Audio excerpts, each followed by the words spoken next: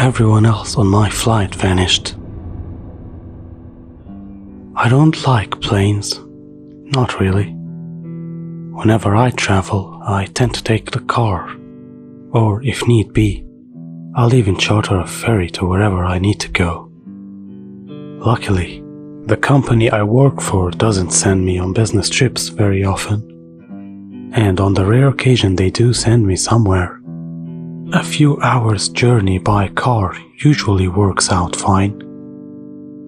I don't really know why I don't like planes. It's not that I don't like the idea. No, I think being able to travel fast is a good thing. It's not the height either. I've been on mountains and the edges of cliffs. I've never had a problem. But the second I step inside a plane, well, it's always scared me. So imagine my shock and horror when I was told that I need to go on a business trip to the other side of the world, and that I'd have to take a plane. At least it was first class, and paid for by the company I work for. It probably helps that the airline is owned by the company too. But that's not important. Anyway, I had just arrived at the airport when I began to feel it. Fear, paranoia, and all the other fun bits that come with it. My hands began to drip with sweat as I inevitably passed security. And by the time I had managed to make my way all the way to my gate, I was a nervous mess. I was practically drenched in sweat by the time I got there, and I was clutching my beige little briefcase close to my chest. Hey, you okay? First time in a plane? Asked a young woman in what looked like an expensive dress. No, I don't like planes. Oh, same. I'm AZ Krylov. You? I'm Sage, Carnosa. Sage Carnosa. Nice to meet you. So, we talked, while we waited for boarding, and I got to know the woman, Macy. She usually took cruises on boats, and loved to spend time in the ocean, away from everything else. But a complication in her travel itinerary had now forced her to take a plane. I told her about my business trip, and that I loved taking road trips instead. I told her that I couldn't find out why I was so needlessly scared of flying, and she simply replied that I'd hopefully find a way to get over it. Eventually, they called for boarding, and very soon, I was seated on my flight, surrounded by lots and lots of people. When the flight took off, I was surprised to find that I wasn't afraid anymore. It was the strangest thing. Like meeting that woman had somehow made my fear of flight disappear. So I kicked back, relaxed, put on a movie, and very soon I found myself asleep. And then it happened. Turbulence.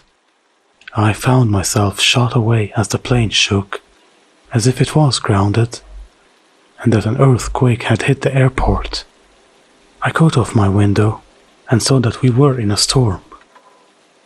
Rain crashed against the window, lightning ripped throughout the sky. I sighed and returned to my seat, and then realized that something was wrong.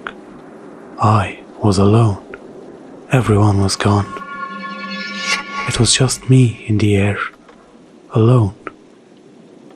For a second I wondered if my eyes deceived me, so I rubbed them, only to confirm the fact that I was the only one on the plane. Alone.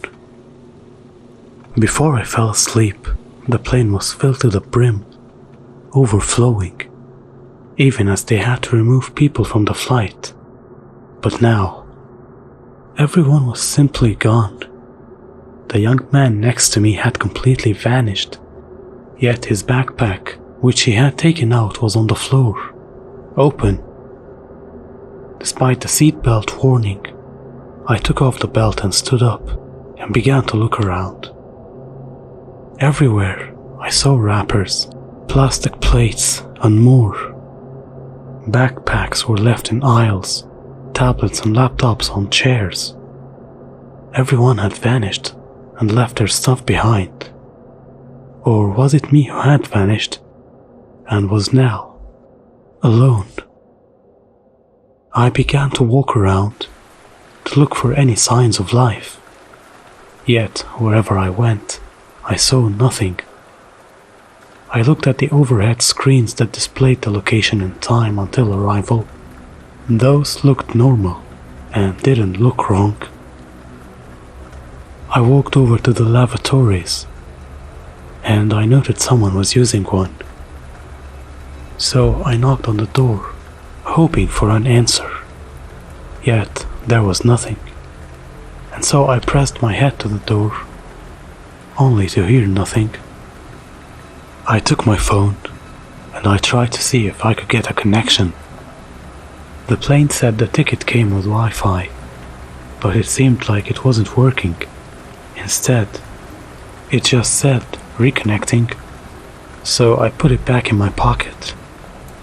I made my way up to first class, hoping to find any sign of life there. I remembered that woman, Macy. Macy had said she was in first class, and even offered to upgrade my ticket, so I hoped she was there. So I made my way up to her seat, only to discover that there was nothing there. No wrappers, no meal, nothing. Earlier I'd passed her while heading to my seat, and I noted she'd put her luggage in the overhead compartment. But now, as I checked, I discovered that there wasn't anything there. No luggage, just empty space, as if she had never existed to begin with. Had I hallucinated the woman? But I was sure she was real, right? And if everyone was gone, then who was flying the plane? No, who would land it? I practically sprinted to the doors leading to the cockpit of the plane. Nobody stopped me as I ran through rows of empty seats. Movies played without anyone to watch them. Chess games stood at standstill, forever locked in place. And then I finally arrived at the doors. There was a small window that I could look into the cockpit, luckily. But what I saw just served to confuse me even more. At first, I thought I saw two people, the pilots hopefully. But as I looked closer, I realized that they weren't moving. It was like they were statues. That's when lighting illuminated the scene, and I realized that it wasn't people in the seats, but mannequins. Lifeless and dull mannequins. Faceless and unmoving. What the hell? And I turned around, only to discover that where every single seat there was once nothing, was now filled in with lifeless, faceless mannequins. They looked like they were pretending to be people, and were positioned as if they were watching movies, playing games, except for one small detail. They all had their heads turned to me. I didn't know what to do, so I ran. But everywhere I looked, there they were. 1,000 faceless things turned to watch me, and yet they didn't move, staying in place, their heads turned to watch where I'd been before. I swore loudly as I locked myself in the lavatory, hiding from the things. And then, like 1,000 raindrops crashes against the door, the knocks came. Small, plastic and unnatural. I saw silhouettes of the things that weren't people knocking on the door, again and again. They squeaked as they moved, like a lousy bed frame. They didn't stop either, just kept knocking and knocking, as if it was just someone else needing to use the lavatory. I took out my phone and was both relieved and terrified when it told me there was an hour left until I had reached my destination. And that's where I kept myself, in the small lavatory, waiting for it all to be over. It felt like an eternity. Time seemed lengthened as I waited, each second being counted by a knock on the door. I tried to distract myself, to listen to music, yet nothing was loud enough to drown out the sounds of 1,000 knocks. See, and then the scratching started. They were now pawing at the door, trying to get me. I knew nothing but pure terror at that time. The noise was horrible and wrong, and the sounds began to distort, almost as if I was hearing it all underwater. It got louder and louder, and nothing could drown it out. I heard a whisper. Or was it the wind? The scratching noise surrounded me, coming from places where I swore it shouldn't have come from. It went on, and the minutes got longer and longer, and the hours seemed to stretch into 2, and then a voice. Human. Ladies and gentlemen, we've arrived at our destination. I'm your captain, and I'd like to welcome you to Caston City, as well as America. And then I heard the soft rumble of people get up, and so, tentatively, I opened up the door and stepped out to see rows and rows of real people. Not the faceless world of mannequins, but people. Real and actual people. I retreated to my seat, took my items, and followed the steady stream of human life as they drifted off and into the airport. And then I felt a tap on my shoulder, and a familiar yet faraway voice spoke. Enjoy the flight? It was the woman, Macy, the one that didn't exist. The one that wasn't in the strange and empty world. Yes, I did. Glad you enjoyed it. Maybe you should fly more often.